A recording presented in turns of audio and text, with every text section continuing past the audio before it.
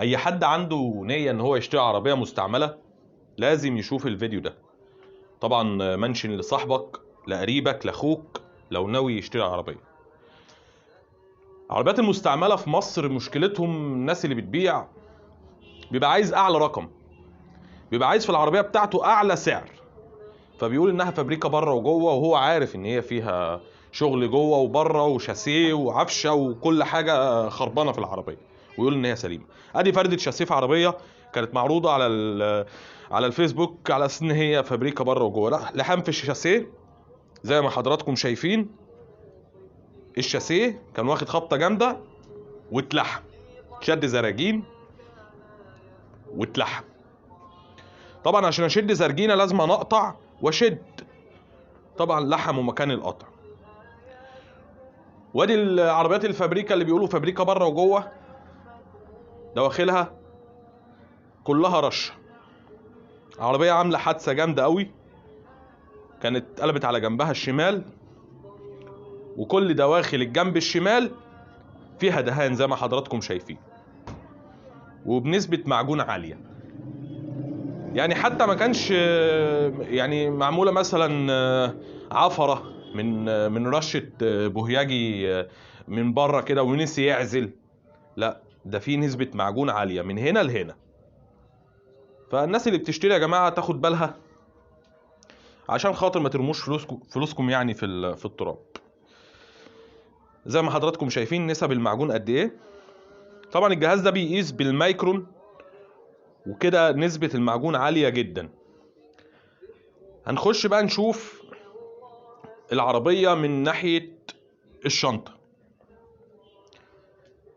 واحدة واحدة كده بصينا على القرنين، لقينا برضو ان كان فيه خبطة في القرنين الشنطة.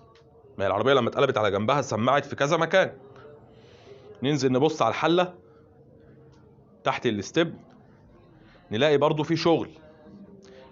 والمشكلة والمصيبة ان صاحب العربية كان عارضها على اساس انها فابريكا بره وجوه. بص المنظر، كل العزل اللي محطوط متشال عشان يسمكر وحطه تاني. فطبعا ما بيتحطش سليم، بيتقطع. هو ما بيتشالش اصلا سليم، بيتقطع وهو بيتشال. فبييجوا يحطوه بيلاقوه بيتحط بقى ايه، بيتلزق كده، بيتجمع زي البازل يعني. تمام. تبص تلاقي العربية كلها فيها نسب معجون من بره ومن جوه. الجنب اليمين طبعا ما كانش فيه شغل كتير، بس طبعا في حاجات مسمعة زي كده، فيها حاجات مسمعة. ان هو طبيعي طالما اتقلبت على الجنب الشمال هتسمع بقى في الجنب اليمين في حتت معينة. بلهجة الصناعية يقول لك دي مصدعة في المكان الفلاني، هي صدعت هنا. فالناس اللي بتشتري يا جماعة يعني راعوا فلوسكم.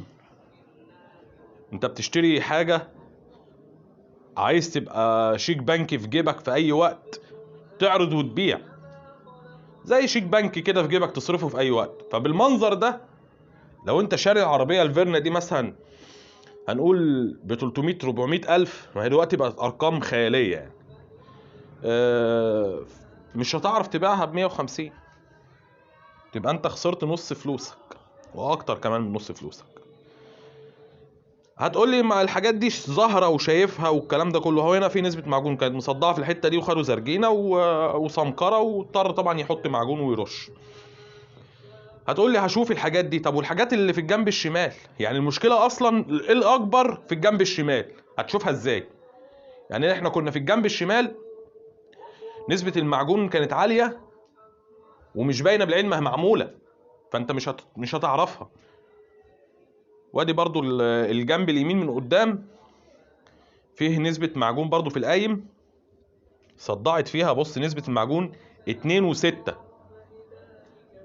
او 206، ده رقم كبير جدا. يعني ده لو اديتها بالرجل كده في الحتة دي هترشق كل المعجون ينزل.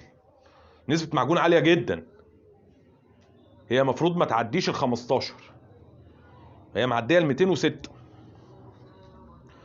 طبعا عربية زي دي انا مش فاهم ازاي اصلا هم عرفوا يرخصوا يعني.